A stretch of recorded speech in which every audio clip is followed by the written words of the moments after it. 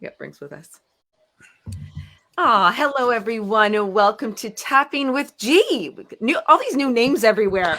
we're going to be tapping all over the place. Thank you, EWN. We love being here with this group. And I am bringing a topic I've never brought to GP to do before. It gets weaved in around there. But today I wanted to talk about and have G take us through some tapping for helplessness. So feeling help. I know, even your face got sad. Because, and it's not just like that helplessness, like not like just like a victim. It's more like useless. I feel useless in this situation. I have no power, no control. It's overwhelming. It's too big. I can't do it. There's just nothing. And that was really like a strong feeling for me. I thought, sometimes whether it's our own selves, like an illness, or it's the world is just like it's just so much. So internal, external. I feel like illnesses are still external, even though they're inside of us. But that kind of helplessness. And I was going to ask to start this conversation up when we are feeling helpless or useless. Yeah, I want to say useless, like they're just like defeated. Um, is that coming from I'm not enough, or I always fail, or I don't have the energy for it? Where is that coming from? Interesting. Well, helpless and useless are very different. Yes. Yeah, very, very different. So, thank you for confusing me right from the get-go. Yay! Finally. Which direction was she going to go? Boy, like Yes. it's it's like it's like tracking a bug, right? Okay, enough of that. Um, the feeling of being useless is when there's this mismatch between you and your environment. You just don't fit. Where do I fit in? What do I have to offer? Where, you know, and this it's not necessarily a bad thing. It can be if you look around. Um, if you look around and you say, you know what, there's really not much I can do here. I'm not much value here. Every father will face that with his kids, right? I go to help my son, and there's only so many things I can do. There's certain things I'm just become useless, right? Right? And you kind of go, it hurts, right? But then it's in context, though, right? I mean, there's other people who find me useful, right? Yes. A few of them. So if it becomes something that's this chronic feeling, it can become the moment it steps out of in this particular circumstance and environment. I don't have much to offer, and if you run into that enough, it can become interpreted as if it's a permanent characteristic of you. I guess I'm just useless. I don't have any purpose in life. Nobody needs me for anything, right? Now it's different, right?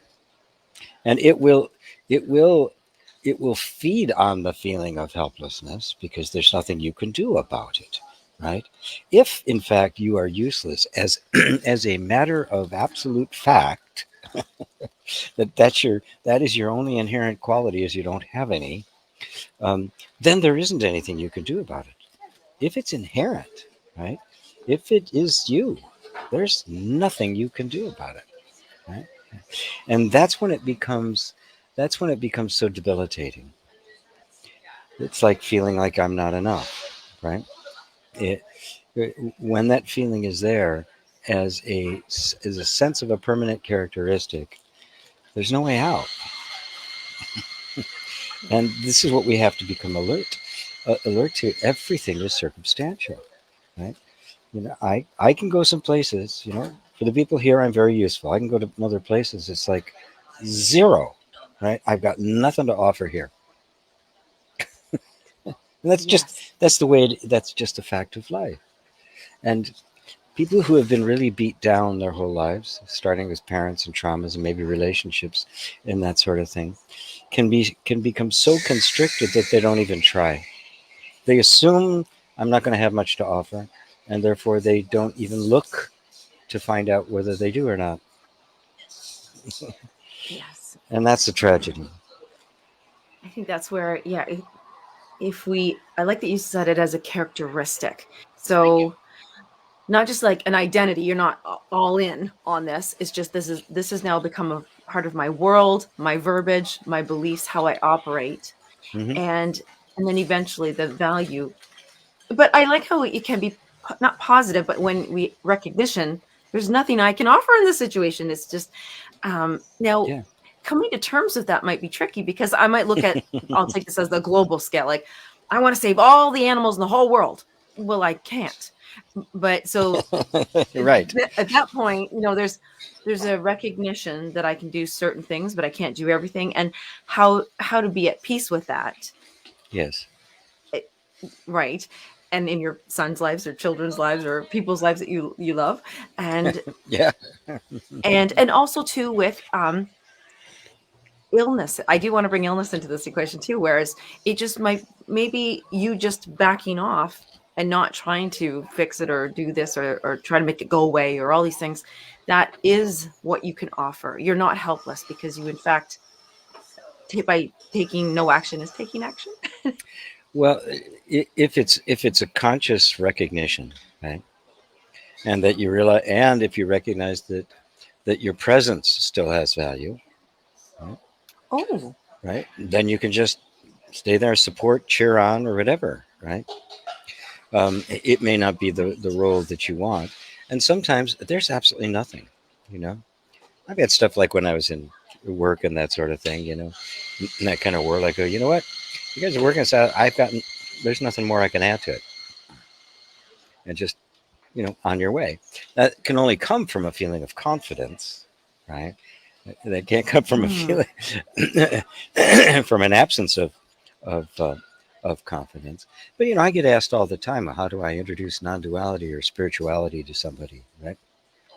My parents are talking like this all the time, and I've got my crazy uncle who comes at Thanksgiving, who's a mega Republican. What do I do? And I said, well, start with nothing, because maybe there isn't anything you can do.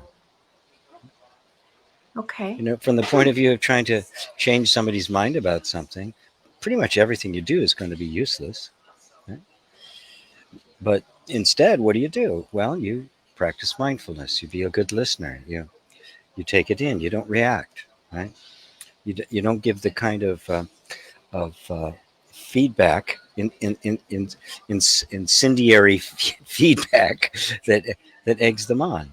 You know, energetically, there's all sorts of ways in which we signal that I'm not participating. Right? Yes. Even if you're stuck, like in a family event where you just can't just get up and walk out, right? You may just, your best friend may be the cranberries. Yes. Yes. So maybe what we can do is maybe it's the judgment of our actions. So no action, action, not enough action, not the right action. Like, it's the judgment of that can lead us to feeling helpless. Hmm. So could we maybe we could help people out, and please, I invite you to leave some comments for us. And if this topic, if it's touching you guys in your life and you think, yeah, I have a little bit of that, or something that's coming up for you, just please pop it in the comments. We're here for another 20 minutes. We're going to do some tapping, Hmm. um, but maybe some tapping around it's okay that we're judging it at first to feel like, wow, I feel helpless in the situation, or no value, but then to bring it to a place where we can be at peace. And if it doesn't, it doesn't, because we're not here to fix things. Yeah, let's let's do this. Everybody can start tapping. Follow Lisa. I'm going to tap in my hands today, and you can do the points thing just as I'm talking. I won't do a formal EFT thing yet. Maybe not at all. You're never actually helpless as a state. There, it's different to think I'm helpless rather than, well, right now there's nothing I can do. So if I can either leave, or I can go, well, maybe just being present, maybe something will happen. You know? Remember, life is impermanent, it's changing all the time. This second, there's nothing you can offer. 2 seconds later, there is. 2 seconds later, you could have just the right word that avoids a war. I mean, it's how powerful it is if we're present. Presence negates helplessness every time. It negates uselessness every time. Right? Because presence is fully alert, fully aware, always, it's a loving awareness. So it's always looking for the opportunity to raise the vibration, to shift the conversation, to open hearts, to bring something of value to the moment. It's not necessarily the case that you're going to be able to, but if you stay with that presence and that with that desire, well, what more can you do? You have done what 99% of the people never do. Just stay present and wait for the highest possible answer. Now, what does that feel like? It's kind of an affirmation, right? That, well, I'm never really ever helpless, right? But affirmations can actually frustrate the system unless you're doing this. Because if you're also tapping, you're communicating to the system that it's okay, you're safe. Right? And if you're safe, defenses come down. And if defenses come down, positive messages can get in.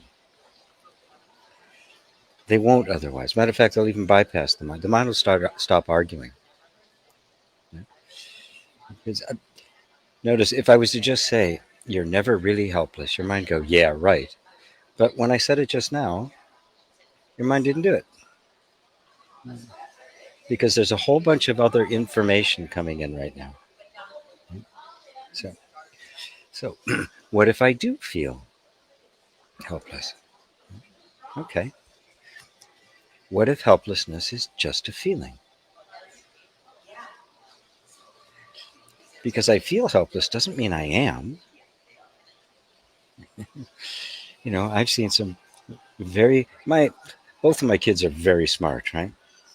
And when they're kids in their school, they're trying to learn something. They go, I'm so stupid, right? Is it true? No, it's a feeling in the moment when something's harder than you thought it was going to be. When things don't work the way you want. The question we're posing right now to our whole nervous system is it that a fact about me or just a temporary condition? Yep, there are times when I'm helpless. When I'm trying to get that job promotion and I just don't get it, nothing I can do. Trying so hard to ask the girl at the coffee shop out, and just not working. Yep, you're helpless. You run out of moves. Yeah. But does that mean that it's a condition?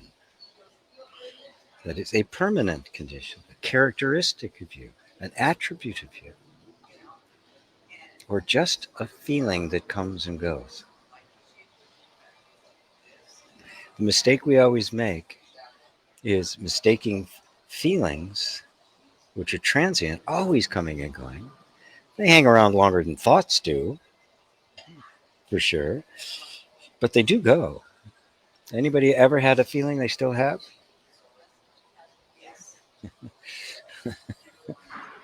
They come and go, right? Which means they're not permanent. They are not a permanent condition. They are they are a combination of you and your energy and where you are this day and the environment you're in and the people you're with. Infinitely varied. So what if let's stretch it a bit. What if there's absolutely nothing wrong with you?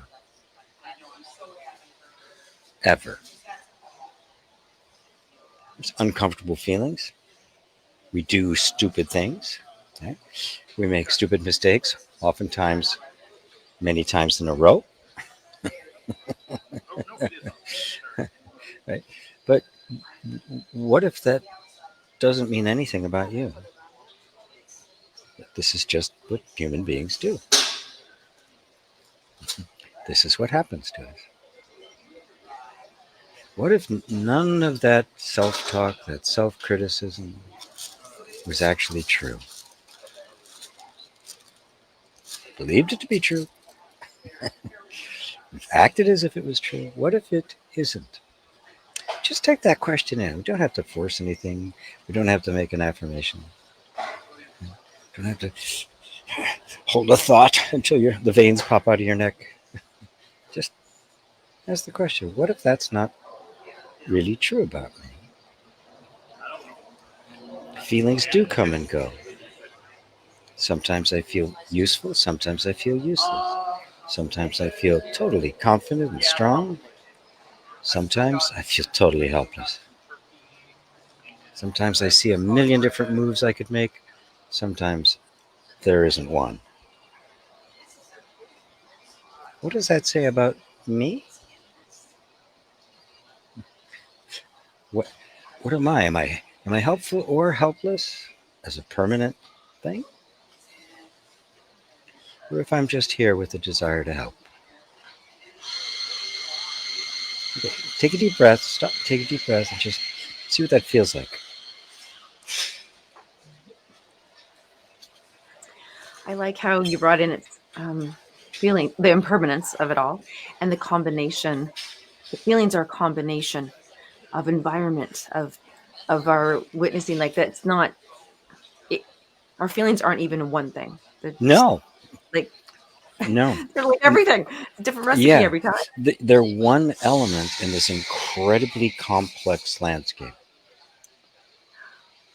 Uh, And one day something could happen and just, yeah, whatever, blow right by you, right?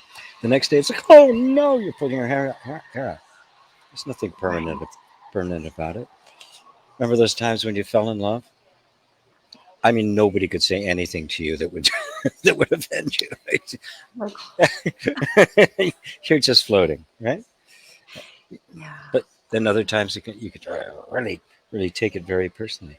If we really become aware that it is just this constant fluctuation that's coming and going, none of it will cease to be of any lasting importance. The importance will just, well, it's important now and now it's not. It's going to come and go. This is how we give meaning to our lives. Yeah. This is how you choose what the meaning of your life is. Right? No great, nobody on the sky saying this is what your life is for. That doesn't exist. It's just you do it. And the friendly reminder that when we're choosing a few shows back, episodes back here, we were talking about how when choosing from the softened heart, choosing from the open heart, and that's the most important place to know is that where are you choosing from? Because if you're choosing from the Yes, closed heart and the non-loving parts, you're gonna feel the hopeless and helplessness and you the are. Well, that's when the times when you are hopeless, helpless, and useless um, are in that position when there's a strong attachment. I've got to do something. It's going to feel painful. Otherwise, if it's just okay, this is the way it is, it'll feel peaceful, right? Because you yes. don't know what's coming 1 second from now. If anybody does, they'll have to put a comment. If anybody here knows what your next thought is going to be, Lisa and I will give you your money back. Yes, and then we're gonna hire you from now on, so we know what know what's happening. Absolutely, we're gonna. You and I are gonna go to Las Vegas together. That's so funny. I just found out this morning that my friend went to Vegas last week. Um, that's so weird that came up. Yes, okay, we have because we've got it's a shorter show for us here, so I want to make sure I get to say hello to everybody. We have somebody from Ireland. That's so funny too, because we just made some new friends in Ireland. This is just fun. Life is fun. All right. Hello, Ava. And Okay, Plian, I had really low self esteem when I was younger, social, anxious, hiding, and all of that. That's not really the case any longer, but I sometimes feel old traces from it when I interact with the world. Yeah, yeah. And don't make that a problem because it's not. Of course you are. I feel stuff coming up from stuff that happened in my childhood. All of a sudden I'll see a reaction and go, "Oh, I know you." This is an incredibly complex machine that has so many millions of various kinds of little programs that are there to try to handle every possible thing that could happen. And in this process of awakening and healing, where we are disconnecting the connecting those triggers, thank God we don't have to disconnect them all. We'd never be done. I mean, the thing, it's just too complex and too in depth. But instead, what we do is we cultivate just a loving awareness and equanimity, so that when it comes up, we just go, "Oh, there it is again," and there's no residue. It's the cloud passing through the sky. The sky remains untouched. So when sometimes I feel old traces from it when I interact with the world. Good, leave it at that. I can say exactly the same thing. It's a Mhm. fact for everybody. So if it stops there, full stop, and and doesn't have a therefore I got to work harder, I got to do something, I got to. If you put all that aside, the end of it is right there. Right? It has no place to stick. There's no Velcro left in you. Mm. It's really there's a story of a woman who had a very spontaneous full awakening on a bus in France, in Paris, actually, just out of nowhere. Kind of like Ramana Maharshi had was not really involved, not looking for it. Right. A lot of people who meditated for 30 years were very jealous, but after that, and she had it verified by various teachers and Zen masters and the like. But she said that for the next 12 years, she was in constant anxiety. Constant. She was punctuated with terror, right? Right? And it was very confusing to her because at the same time she was like, "Whoa," right? So she finally went to one Zen master to and sat with him for a while, and she told him the whole story. And he said to her, "When fear arises, fear arises. That's it." And it broke open for her. She realized that the fear coming up, she had projected on it that it was a problem and that she wasn't really awake and what was happening, and so she was experiencing this thing that was completely created by her mind. When fear comes up, fear comes up, nothing more. Mm. At that point, it has no meaning. It is just an aberration. You know, exactly the same. An old habit comes up, an old habit came up. Full stop. Mm. And it's subtle because you'll find the way our minds and our emotions immediately want to jump into a story about it, right? Want to give it context and meaning and what we're going to do and and especially what it means about me. It's always attaching to the identity. So if it really has no context, it didn't come from anywhere. It's not going anywhere. It has no meaning, no intent, no purpose, no nothing. Then you just go, "Oh, there it is. Look at that." And on about your business. And it's over. Yeah. I'm literally, I hope that helped you plan. I'm literally sitting with that because something happened just days ago. Something came up and I was like, oh, I forgot that I even had that happened before. And then I was like, I don't make a story right now, sitting here listening to your words, GP. I was just like, yeah, so what? I got nervous. It came up. There you go. Now it's back then. And that doesn't mean I'm going to be nervous again. It doesn't mean, and I love that. I actually could feel that happening in the moment there. So thank you for that. It happens so fast that something comes up and a story begins to cascade. It happens so fast we don't realize they have nothing to do with each other. Yeah. I like how that feels right now, I'll tell you. Because Yeah. I'm like, good. I don't need to get that story going. But no, we are going to wrap up, but I do want to read what Sean, if I believe my next thought will be pickles, then I can seemingly control the thought after the belief, but only temporarily. And I didn't control the original pickle. Nor did you control any thought that came after it. And he thought, yes, It's yes, just not, it's, if you look carefully, what were you going to think after you thought pickle? Right? to eat one. Yeah.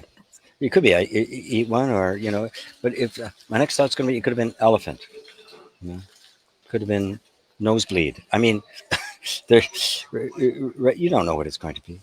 I mean, we really have to admit to ourselves that we do not control our thinking,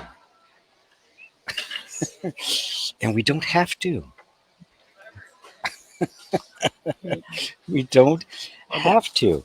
And if it really becomes obsessive, that's when I say breathe and tap. Don't even don't even say words. Just breathe and tap. Breathe and tap. Communicate to your body. It's okay. We're safe. Slow the breath. That says we're tap. That says we're safe. Another thing you can do, which is really helpful, just put a little half smile on your face while you're doing it. I'm all or nothing. Yeah, you're on. Yeah, you only have 10 and 0. Yeah. Just Oh, like and that little Buddha half smile, right? mm-hmm. Yeah. And Aw. that too sends a message to the body. Also, putting your tongue at the top of your mouth while you're breathing through your nose also tends to slow the mind down. There's little mudras It and also things. tightens up. Great yoga. So here you go, tapping and a beauty tip. There we go. Here. Oh. You get everything here. Well, I'm so glad we did that round. You know what? I love what I'd like said there. You know what? Just a little bit of tapping always, this way, just doing it for even 5-10 minutes. It's always helpful. Yeah, It's do it just even when you think. letting I'm sitting in a public place right now, yes. and I That's and I am getting some looks. Yeah. oh, good. That's an invitation. Somebody might think, hey, what are you doing? What is that guy? You're listening to half the conversation, right? Yes, yes. So, well, thank you everybody for being here with us. We would love it if you give us a thumbs up or, share this. Actually, that's what I wanted to say was please share this video with somebody. Just, you never know how this can help somebody and just be the right thing at the right time. And it might be their next thought. And they're like, hey, look at that. So we just really appreciate that and just continue, watch it again, do it over and just tap and continue leaving comments because we'll come back and read them and see them and we can put them towards the next show. And please tune in to gpwalsh.com the YouTube channel tomorrow because we will be doing Om School Live. So we have fabulous topics for that tomorrow. And we'll see everybody then. Thank you so much, GP. It's a pleasure. Thank you, Lisa.